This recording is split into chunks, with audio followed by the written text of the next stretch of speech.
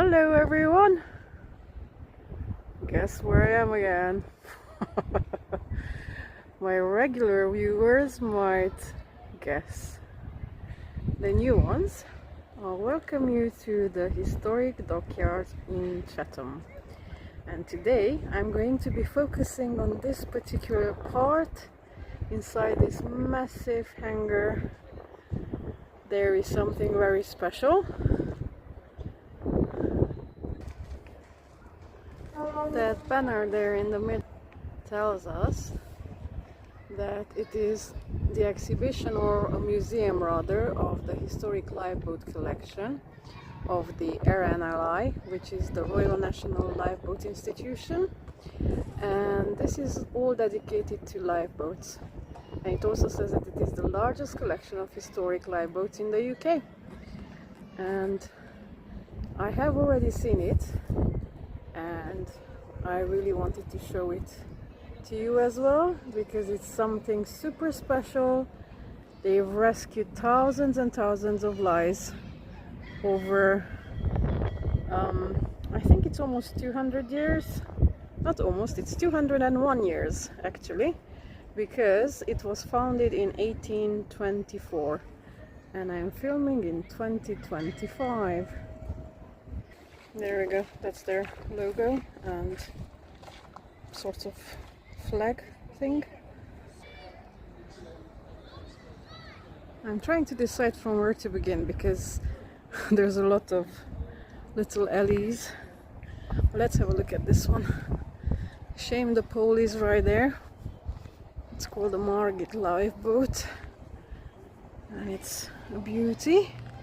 I hope to find more interesting things to share with you as we go around, but let's go and explore.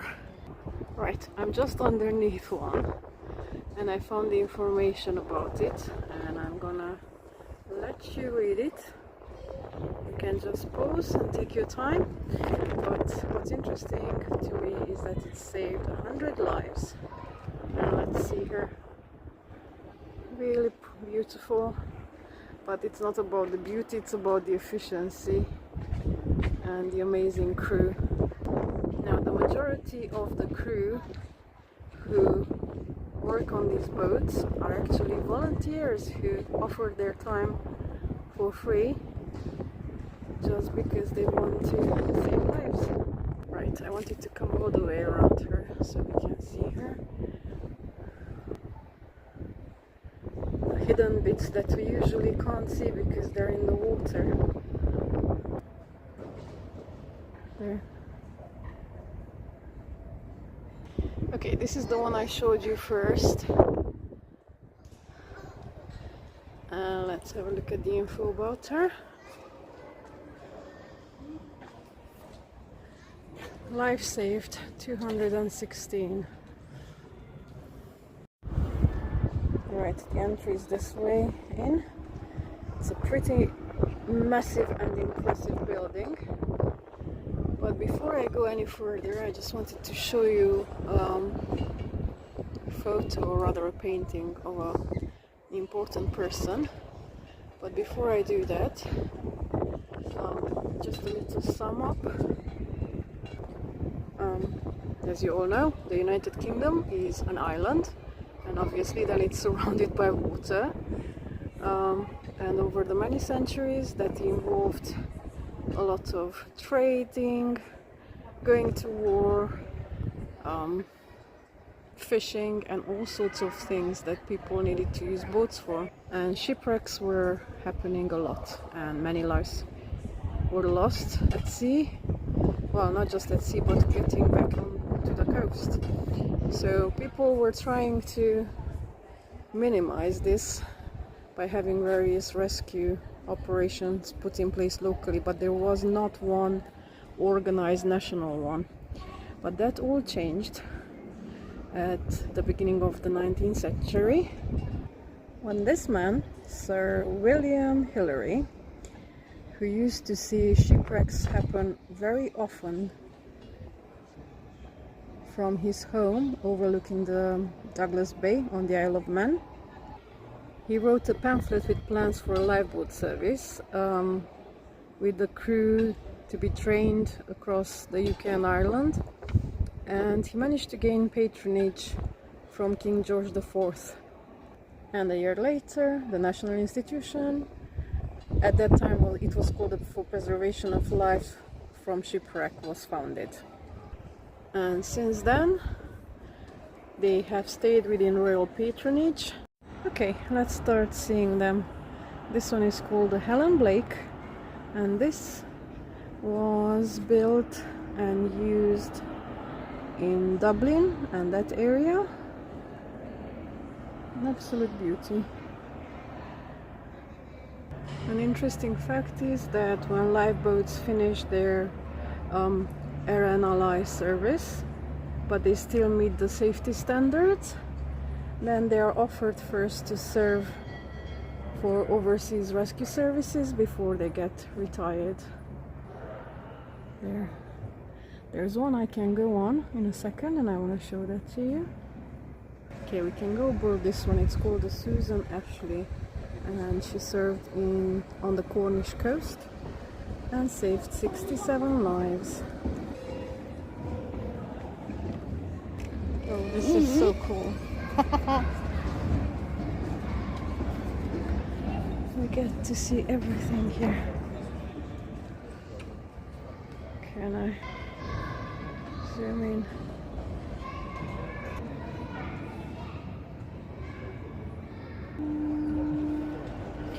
There are guides who can tell you more about it. The family is now listening to him. Obviously this is a place well loved by children, so you can hear a lot of kids in the background.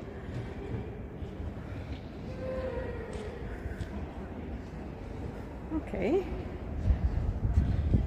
I'm not even sure how I feel. It's larger in one way than I thought it is, and at the same time it's smaller than I thought it is. Now that's a description that probably makes no sense, but I don't know. Probably it would feel very different if you are out on the water in the sea. Okay, here's another one. I did have a lovely chat with the volunteer who oversees and cares for that boat. What else did I wanted to tell you about lifeboats that I know? At the moment they have, I think, just over 400 lifeboats that serve from 238 stations.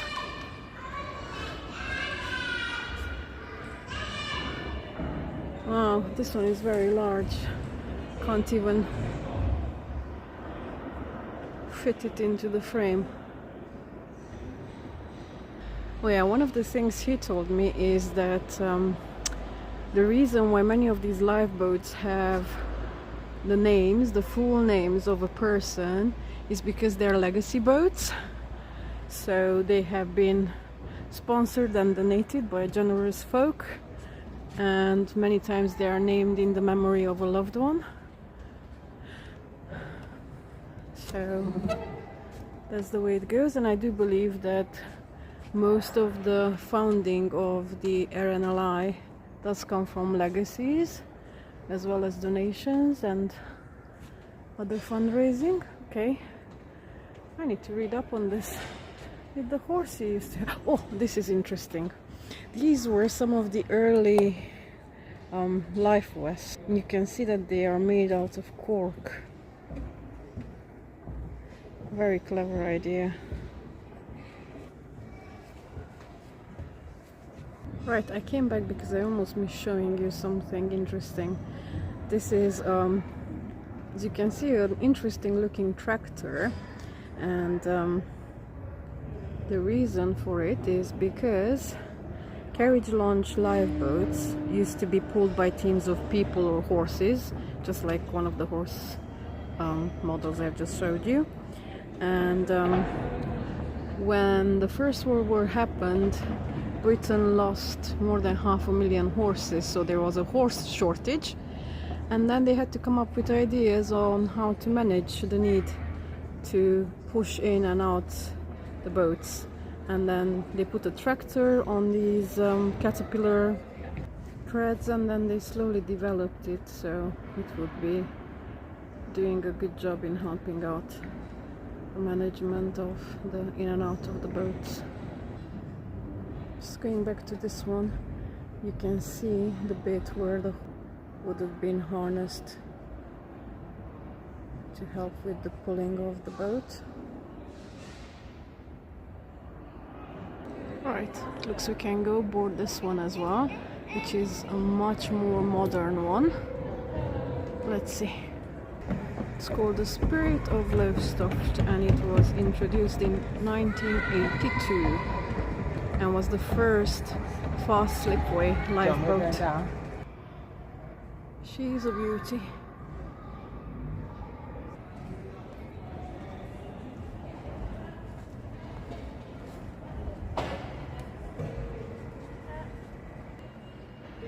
Okay, there's other people on board, so I'm not sure how I'll manage to show you things. I think we can go inside the cabin. Yep. Let's do that. Okay, we can't go inside on this side. Let me just quickly show you. Ooh. Okay. It's quite interesting. I've never in my life have I seen inside lifeboats before. Well, I have when I've been here the first time, but you know what I mean. And I actually don't want to see it for real unless I'm a volunteer on one of them. Okay, can go inside there, but there's a lot of people, so I'll have to wait for my turn. Until then, Mommy, can we come here again after? This is the bit you enjoyed. Mommy, let me try this. Wait, just quickly pan around until I'm waiting. look at your socks. Look at the size of this place. Absolutely massive.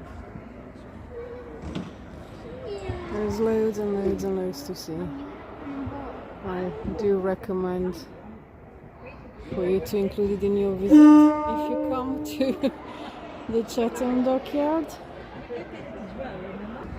Okay, let's go in here. And there's more.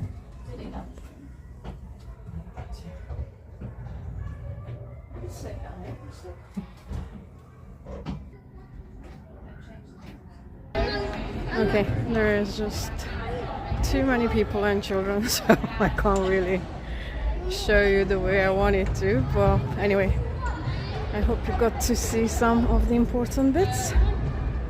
Right, now that looks like an old one made out of wood. I'm gonna go around and see if I can find out more about it. Okay, my hunch was correct.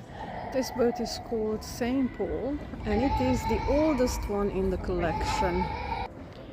It served for 34 years in Kessingland before living out her days as a private yacht for over 40 years. Obviously, they have made a lot of alterations to it, from rescue boat to pleasure boat. And this gentleman is called Edward Smith, and he received a silver medal for a daring rescue in 1919.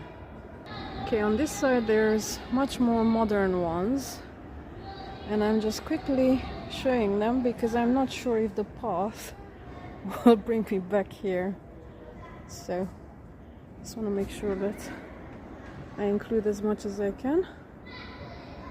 Okay, this one is interesting because it's called the Blue Peter rescue boat, and there's a whole long story about it that's linked to the longest running children's TV show called Blue Peter. You can look that up if you're interested. It's rather long, so I just want to keep moving to be able to show you as much as I can. You can see some of the ropes and bits and bobs. Here's a massive winch that would bring the lifeboats home. It can roll in, I think, a weight of up to 15 tons. There we go. Interesting. I like that quote. And there is like a whole story about how the crew assembles. Oh dear. Including what they wear and all that. And suddenly there's about 20 kids here, so I can't film. I found another winch. This one is called a time with winch. Oopsie, the sun rays are beaming through. But there we go. Another one, quite large. Sorry, I'm also keeping my eyes peeled left and right to make sure that I'm avoiding humans and kids as much as possible. There's a few model lifeboats.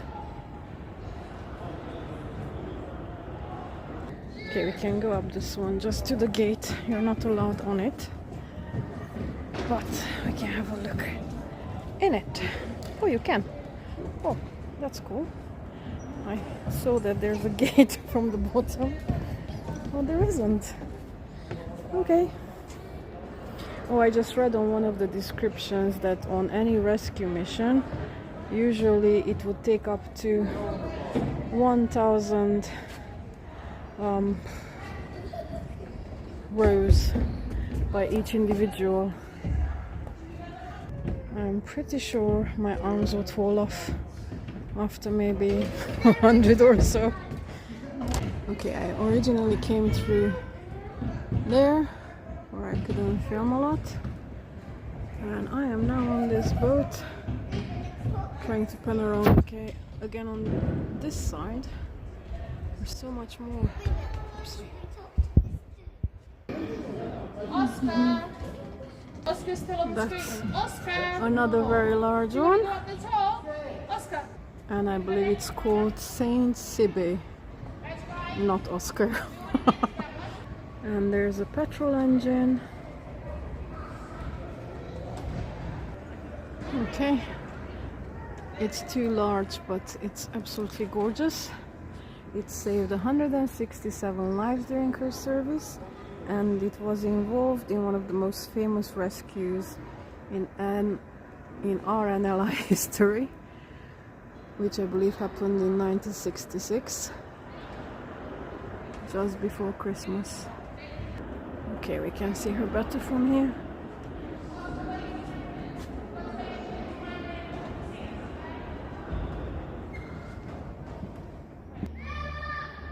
There's a special pathway that you can go up to further levels, so I'm gonna be following that, and maybe we get to see some of the boats much better from higher up.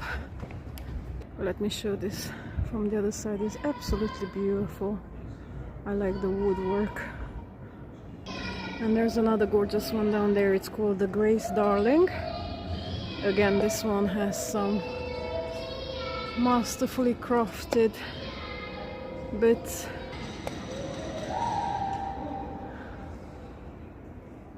Okay, we can see the Saint Sibe from above as well.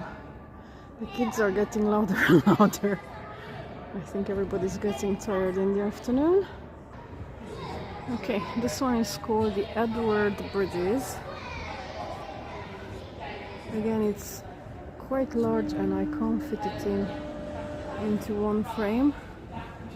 But, okay, I'm gonna try and show it to you from here. But I left it off at but I wanted to tell you that this is what they call an Aaron class ship. It's good for all weather types, and it has a very high number. I think it rescued almost 300 people. So that's pretty awesome. Okay, we can have a little peek. Can't go everywhere, but we can have a little look-see. There. You're not allowed to go up on the top deck, or however it's called, but we can step inside. It's pretty cool. It's a bit stinky in here. I'm not sure if that's because of age or because some people were here before me and stank up the place. Another door. Oops. There we go. You can still see the old-fashioned little TV on which they probably could look around. And down there is where they would take all the rescued persons. It's called the survivor's cabin, which is closed for us. Okay, well, this is pretty cool. And out again. Okay, I'm gonna try and go and show you the rest on that side. I just need to go down around.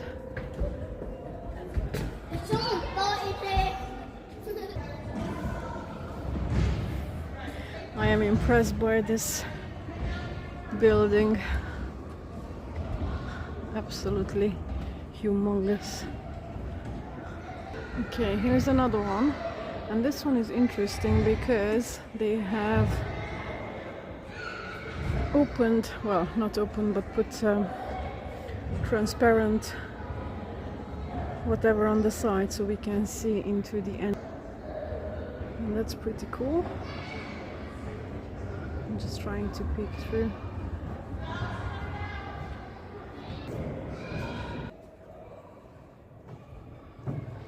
I feel like Alice in Wonderland. A different kind, but just as fascinating. Because my imagination has gone riot, as always. I have many stories and scenarios racing through my head. What is that? Huh? Okay, I need to figure out what bits can we see on here. It looks like military stuff, and yeah, it's part of the Royal Navy things, I think.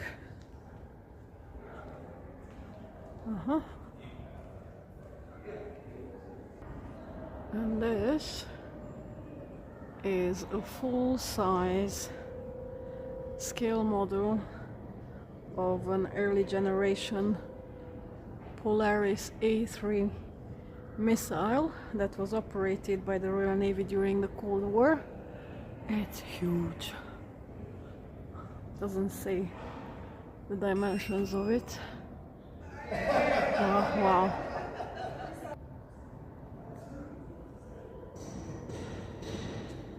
No, I think I didn't get to see this part when I first visited because I don't remember any of this. No, this is an anti-aircraft thingy. I think I showed you some when I visited Fort Amherst. And this one is a ship-laid buoyant mine that they used during the Second World War. And some more of different kind.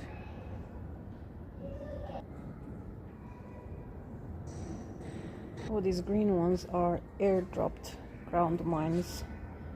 Again, used during the Second World War. They used to be parachuted down. This is the steam machinery of a frigate. Huge.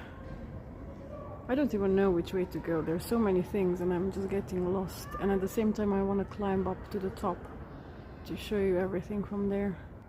Now this is interesting.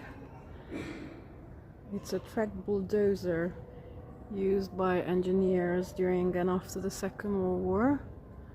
You can see the caterpillar treads.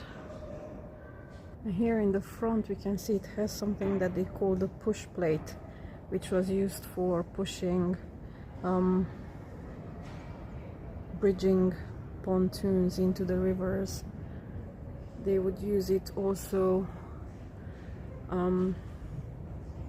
for road fortifications and airstrip construction and pushing bridges across gaps, and also for ground repair following air raids. Useful machinery. There we can see this side as well. There are some box girder bridges that tanks would use. Pretty cool. These would allow heavy vehicles to get across gaps and rivers. Okay, there's loads more that way, but I don't want to leave this spot. I actually need to walk back now for a bit because I want to go up there to the top. So let's go. Now, are you ready for this? Ta-da! How cool is this? This is called a 3-slip cover, and it was designed as a place where warship could be constructed on the cover. And the number 3 slip was one of Europe's largest wide-span structures when it was built, which was, I think, in 1838. Yeah, that's the date I saw somewhere. It's a very rare survival of this type of a building, and it's absolutely fascinating. It looks like some sort of wonderful abstract design, but it's really not. It's very symmetrical and gorgeous. I just want to show you a little bit the beam structure. You can still see the old wood. It's absolutely amazing in every possible way. Wow. Well, I hope you are as well as I am. I find it absolutely gorgeous, and I'm using absolutely too many times, but hey, just bear with me. Let's see the back side as well. Ta-da! And back again.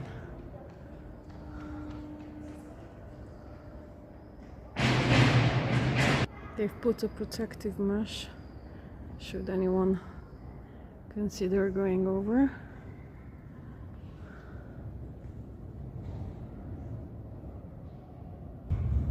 Just can't help myself not to stare. I'm gonna go to the far end and show it to you from there as well. Let's stare at the top part. Wow.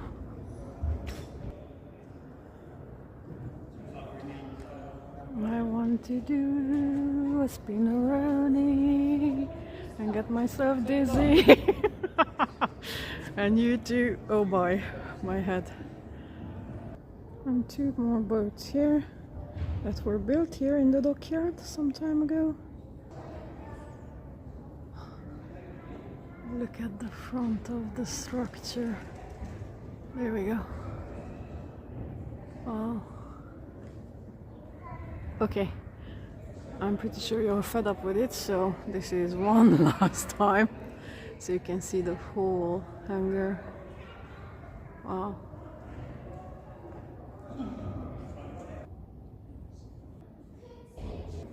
There we are, back down again. Well, that was absolutely amazing, but let's continue with the whatever else is there to see. So many ginormous things. Now what might you be?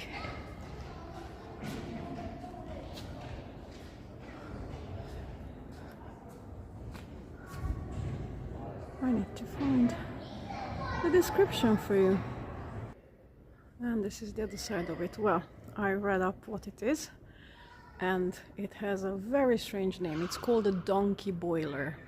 Now, it was not for boiling donkeys, but I believe it probably might have been pulled by donkeys, and the boiler part is true because it was storing hot water that they would go around here in Chatham Dockyard and take to the ships that were stationary and could not produce their hot water when their engines were turned off. So it was a very useful thing. And look, there's a massive, like a funnel like thingy on the top. It's very, very interesting, but a very strange name. But as I said, though it doesn't say in the description, I'm pretty sure that donkeys were harnessed to pull this massive contraption. Very interesting. Some trolley cranes, they could go around.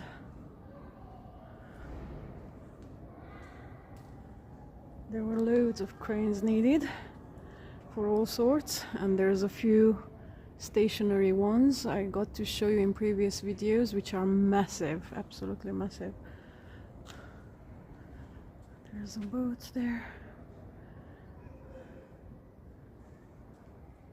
and lots of rope, because as I shared with you in previous videos I filmed here, there is still rope being made here at the ropery in Chatham Dockyard, and it is a very interesting process.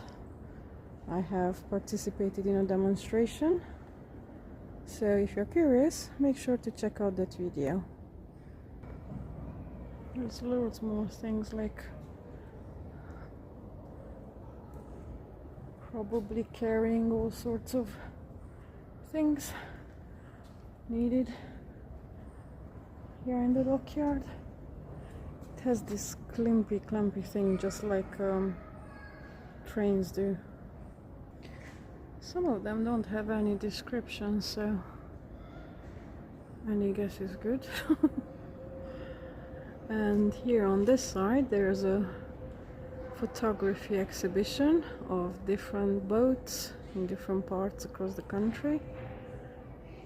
They're very beautiful. I'm not gonna show them one by one, but I'm gonna have a look through them. Okay, I did find a note about this one. There are massive steam hammers that are now disassembled. Huge, absolutely huge. And then there's all sorts of pieces here around me. Now, it doesn't look like much, but this was a little mobile canteen that they used during the Second World War, and it was given to Chatham Dockyard by a town in Canada. Oh look, there it is, says from the people of Guelph and Wellington County. How lovely is that, to aid their efforts here. Okay, you can see there, going through the middle, that there is still a rail line, and that continues all the way out, and then from time to time you can actually see some of the little trains. There's not a lot left in comparison to how it used to be, but obviously it was a very convenient way of going around, well, not going around, but taking things around through the dockyard.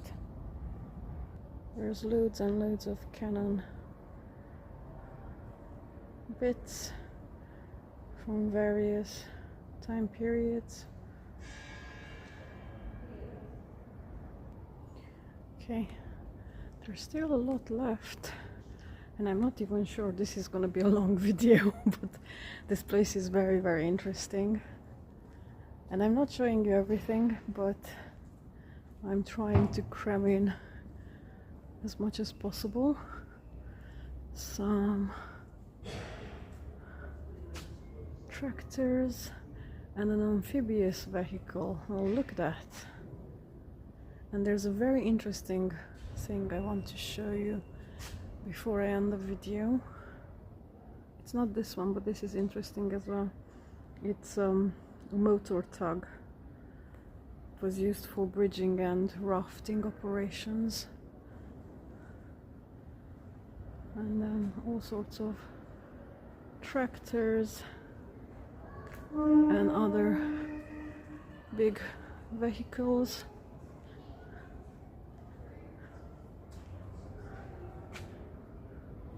A mine layer, oh my, okay.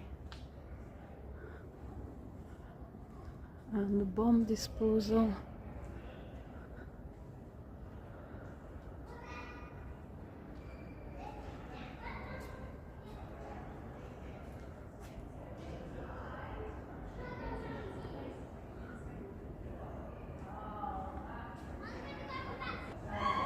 That's a massive tank.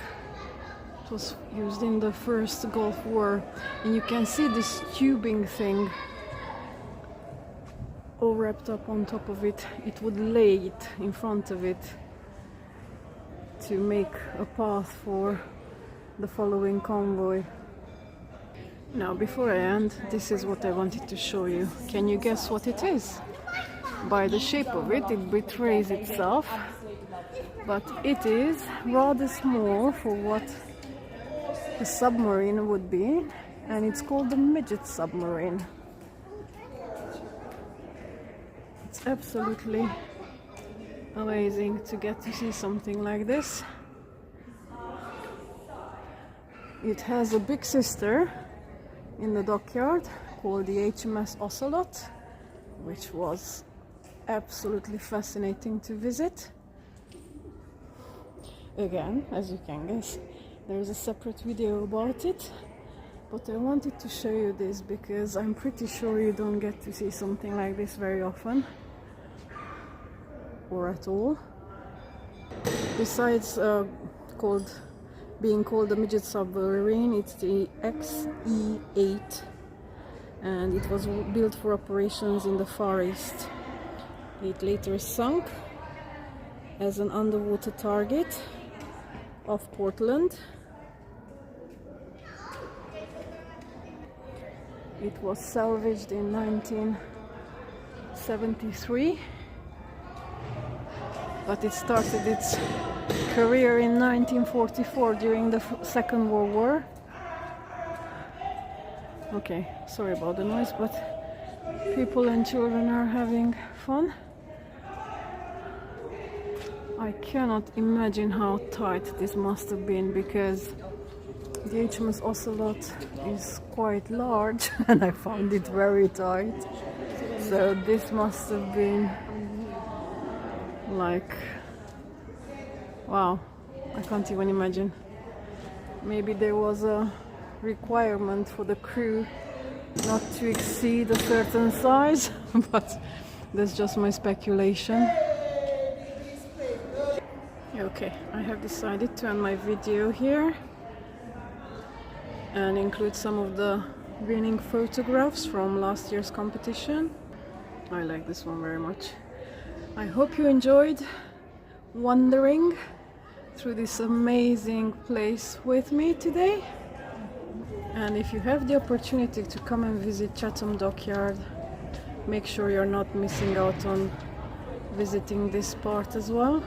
And if you don't have that opportunity, I hope that my video has been interesting enough and showed you things you would have liked to see but you didn't have the opportunity.